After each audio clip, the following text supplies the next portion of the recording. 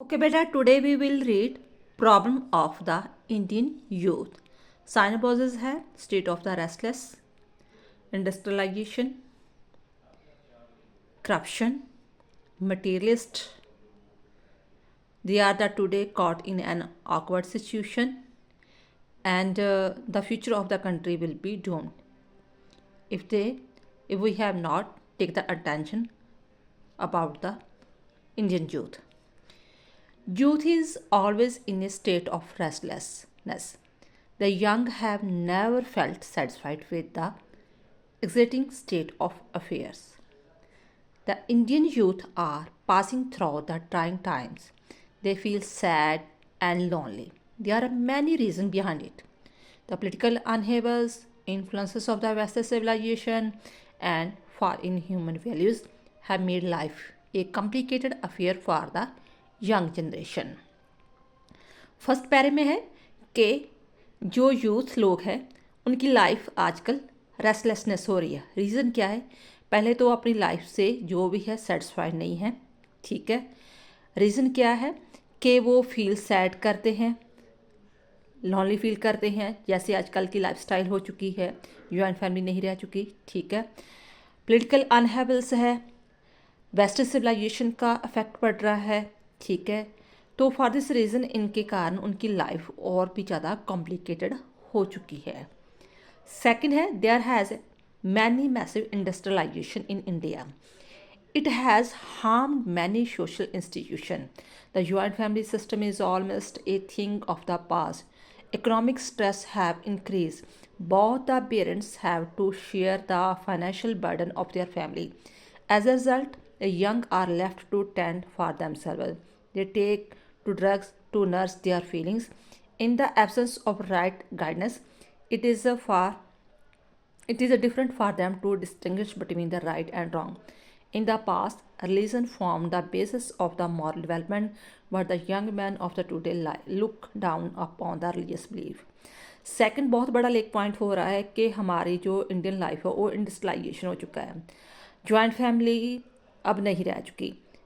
क्या होता था, गांव में जॉइंट फैमिली होती थी। मान लो कि एक जो मेल है वो काम कर रहा है, उसके जो ग्रैंड पेरेंट्स हैं वो उनकी देखभाल करते थे। मान लो कि मम्मा किचन का काम कर रही है तो पेरेंट्स, जो ग्रैंड पेरेंट्स वो देखभाल करते थे, तो उनको कभी लॉलीनेस फील होता ही नहीं था। अब क्या हो रहा है कि दोनों ही, पहली तो बात ये है कि वो शहर में रह रहे हैं, ठीक है। तो फाइनेंशियल बर्डन सोच दिया कि हम दोनों मिलकर ही शेयर करेंगे, तो इसका नतीजा क्या हो जाता है कि बच्चे अकेले घर में रह जाते हैं, ठीक है। तो अपनी फीलिंग्स को नस करने के लिए कि अपनी फीलिंग किसके साथ शेयर करें, कहाँ अपना लॉन्लीनेस जो है वो शेयर करें, तो ड्रग का सहारा लेना शुरू कर देते हैं। अगर गांव में रहें, जॉइंट फैमिली में रहें, तो उनको प्रॉपर गाइडेंस मिलती रहती है, कोई ना कोई उसके ऊपर ध्यान रखता रहता है, कोई ना कोई बात शेयर रहती है उसके साथ वगैरह, ठीक है ना। मॉरल डेवलपमेंट रहती है। तो अब ये चीज़ें कुछ भी नहीं रहेगी। रीज़न क्या है? इंडस्ट्रियलाइजेशन। पैसा बहुत आ चुका है, लेकिन क्या है, एक खालीपन हो चुका है लाइफ में, तो बच्चों की लाइफ में खास करके, ठीक है। तो इसका रीज़न भी यही भी है कि हाँ, बच्चों को प्रॉपर जो है, जो प्यार है, जो नरिशमेंट चाहिए थी फैमिली की, वो मिल ही नहीं पाते। थर्ड है, Indian youth today have to fight corruption and stiff competition.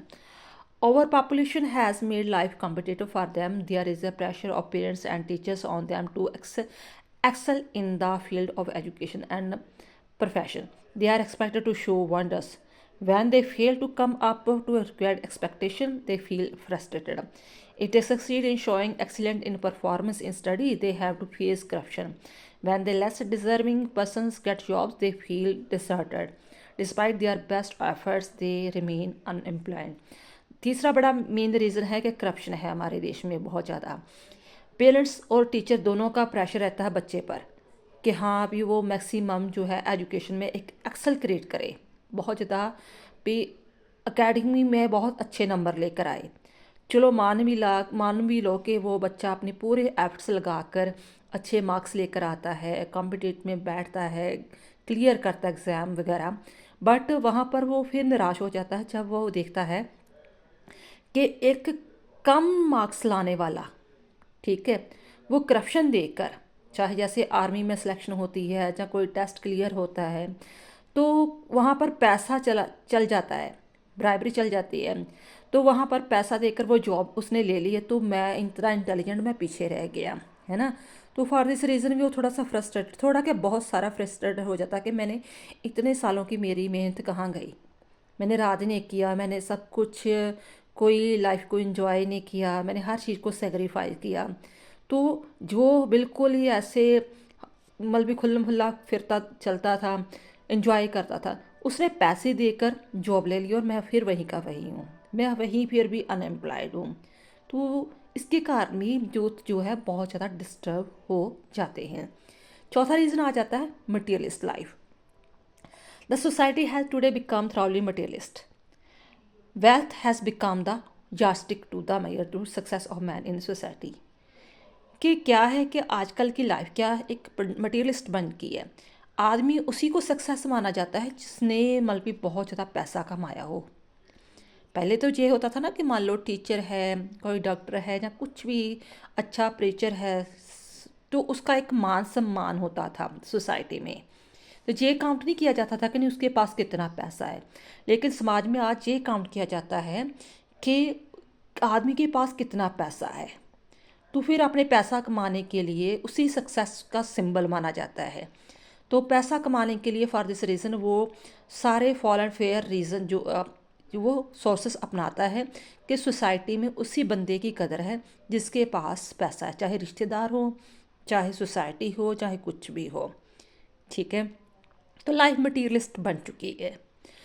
कहता wealth has become the yardstick to the measure to success of man in the society, means are no longer important. It is the end that matters. Some idealist young men who try to lead the honest life feel disgusted. जो बड़े आदर्शवादी नौजवान लोग होते हैं कि नहीं मैंने कोई गलत काम नहीं करना, ईमानदारी से पढ़ना है, ईमानदारी से अपनी लाइफ स्पेंड करनी है, वो बेचारे फिर इस चीज़ से बहुत निराश हो जाते हैं कि जो करप्टेड बंदे हैं, डिसऑनेस्ट बंदे हैं, उनको सोसाइटी जो रिस्पेक्ट दे रही है, चाहे पता भी है, जैसे मान लो कि कोई ड्रग्स बेच रहा है, नशा बेच रहा है, लेकिन उसने बहुत पैसा कमाया है, ठीक है, तो क्लियर कट पता भी है आसपास के पड़ोसियों को हाँ भी ये बंदे ने ऐसा पैसा कमाया, लेकिन फिर भी सोसाइटी उसी की रिस्पेक्ट करती है। एक आर्मी वाला बंदा है, चलो उसकी ठीक ठाक उसकी कमाई है, उसे रिस्पेक्ट नहीं देगी, जिसके पास चार पैसे उससे ज़्यादा रिस्पेक्ट देगी। तो जहाँ हमारे समाज की भी बहुत बड़ी गलती है कि उसे हम उत्साहित कर रहे हैं गलत बंदे को सिर्फ पैसा देखकर। Some adults young men who try to lead an honest life feel disgusted. Everything in the society has been commercialized. Our education institutions are no longer able to fulfill their responsibility of helping the young to understand life. Even कि यहाँ हमारी education institution है वो भी इतना कामयाब नहीं रही जैसे पहले टीचर गुरु होते थे। ये नहीं होता था कि उनको जिस किताबी पढ़ाई करवानी बच्चों को, उसे लाइफ की स्किल बारे में, लाइफ की प्रॉब्लम्स के बारे में सारा कुछ समझाते थे। तो बच्चा अपने पेरेंट्स के साथ इतनी बातें नहीं शेयर कर पाता था पर्सनली, जो लाइफ में उसको प्रॉब्लम्स आती थी, जितना वो अपने टीचर से खुलकर बात करता था। तो आज वो चीज़ें नहीं रह चुकी, 90% नहीं रह चुकी। ना ही टीचर्स के पास इतनी कमांड है, ना नॉलेज है, ना टीचर चाहता है कि मैं ये नहीं कि सिर्फ किताबी पढ़ाई करूं, मैं एक्स्ट्रा नॉलेज भी गेन करूं ताकि मैं अपने बच्चों को डिलीवर कर पाऊं, तो उसकी लाइफ को एक डेवलपमेंट पर्सनैलिटी बना सकूं कि कोई भी लाइफ में उसे प्रॉब्लम आए तो वो हैंडल कर सके। तो कुछ लेक ऑफ पॉइंट एजुकेशन के इंस्टीट्यूशन के भी है कि जहाँ पर मैक्सिमम बच्चा टाइम स्पेंड कर रहा है। The poor quality of teaching and outdated curriculum cannot inspire confidence in them. The youth have become non-serious. They skip classes and indulge in anti-social activities.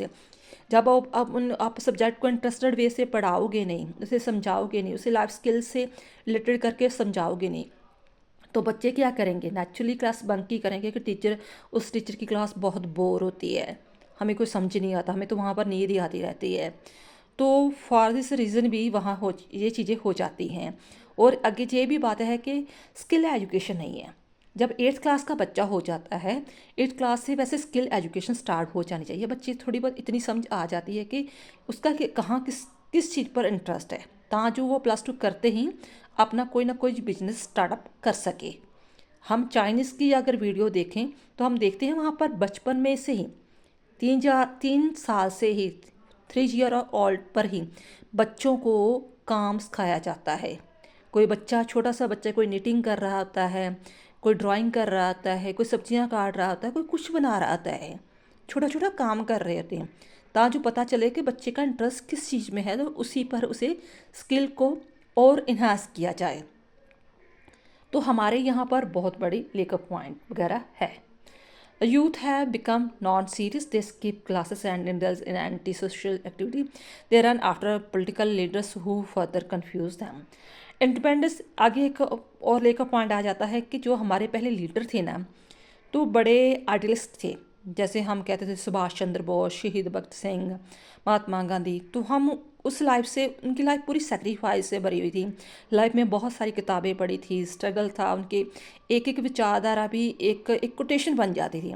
तो आजकल हमारे लीडर देख लो, 90% लीडर देख लो कि उनको देखकर ही लोग गाली निकालनी शुरू करते थे कि इसने ऐसा पैसा कमाया है, ऐसे इसने वोटें ली हैं।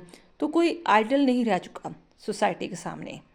तो ये भी बहुत बड़ा लेक ऑफ पॉइंट है। Independence was once a rosy dream for the Indian youth. They actively involved themselves in the freedom movement of the country. The leadership at that time was inspired by the moral values and high ideas. But the leadership after independence has shattered their dreams. उनके सपने चकनाचूर हो चुके हैं लोगों के कि हमारे देश की अगुवाई करने वाले ही लीडर इतने करप्टेड है, उसमें कोई किसी पर रेप का, किसी पर स्कैम का कोई ना कोई ऐसे दोष लगा हुआ है। तो हम क्या उम्मीद आशा लेकर चले कि हम देश को सुनहरी भविष्य देंगे। Their hypocritical behaviour in day to day life has set the youth thinking. The youth today are caught in a awkward situation. The leadership is a failure to inspire the youth has made them cynics. There is no denying the fact that the youth of India today feel rudderless. After all, they are the future of the nations. It becomes the duty of the society to look into their grievances. They must provide purpose and meaning to their life. Otherwise, their restless energy will be dissipated and the future of the country will be ruined. तो वैसे society क्या, society हम हैं, परिवार वाले, रिश्तेदार वाले, teachers वगैरह हो गया, आसपास के आस पड़ोसी हो गए।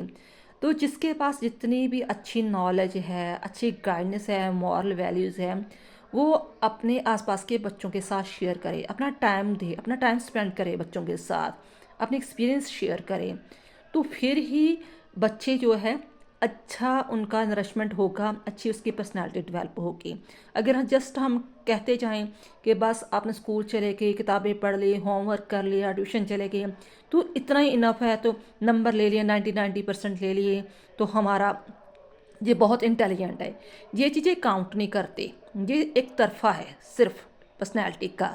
पर्सनैलिटी के बाकी 90% जो पर है वो आपका मॉरल एजुकेशन देना, उसके लाइफ स्किल देना, उसके साथ बातें शेयर करनी, उसका मेंटली थिंकिंग देखने कि क्या बच्चा किस हालात में चल रहा है। ये सारी चीज़ें को काउंट करना बहुत ज़रूरी है। उसके साथ मोस्ट ऑफ टाइम स्पेंड करना बहुत ज़रूरी है, ताकि आप अच्छी पर्सनैलिटी कम से कम डेवलप कर सके। ज़रूरी नहीं हर किसी को IAS अफसर बनाना है। फर्स्ट ऑफ ऑल आप उसको अच्छा समाज का इंसान बना दो, यही सबसे बेस्ट होता है। थैंक्स बेटा।